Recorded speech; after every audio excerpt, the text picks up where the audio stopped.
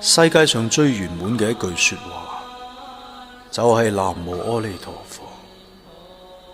一句阿彌陀佛就有萬德，念阿彌陀佛有罪障消罪障，無罪障增福慧，有生死了生死，無生死得解決。念阿彌陀佛係使你成佛道。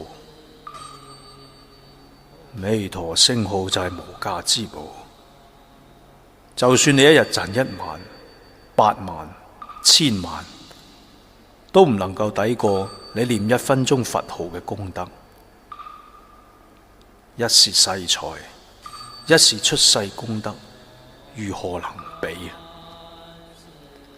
念佛生西，出3界家，就算你唔剃頭都可以出家。